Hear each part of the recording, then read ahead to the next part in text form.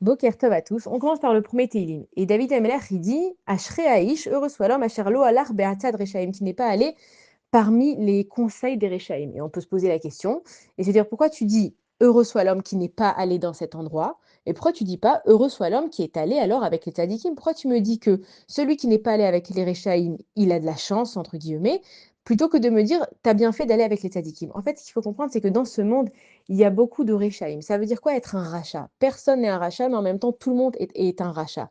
Étant donné que Chava, elle a mangé la pomme avec Adam, le serpent, il a rentré en nous du mal, ça veut dire qu'on a tous en nous un côté rachat. C'est quoi le côté rachat? C'est le côté où on n'a pas envie d'être heureux, où on a envie de se venger, où on est petit, où on va être jaloux. Toutes ces choses-là, on les a à l'intérieur de nous. On ne peut pas faire semblant de ne pas les avoir. C'est comme l'ombre.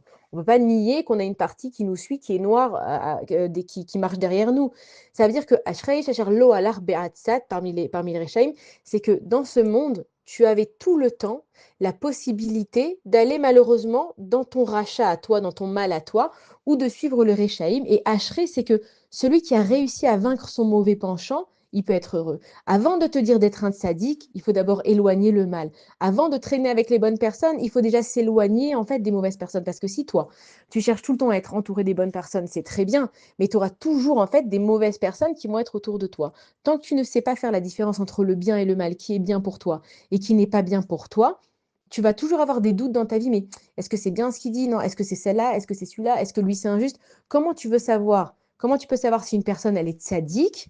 C'est en sachant qu'il n'est pas rachat. Donc quand on te dit Ashraï, Shacher Lo Alar, ça veut dire que tu avais tout le temps la possibilité d'aller avec des Réchaïm parce que le monde il est plein de Réchaïm.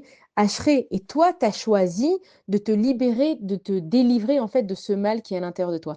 Et ça, c'est à travers les tfilotes, ça c'est à travers la Avodat Amidot, quand on va se travailler sur ces traits de caractère. Ça, c'est à travers les shiurim, les cours qu'on écoute. C'est à travers les teilim qui fait partie évidemment de la prière.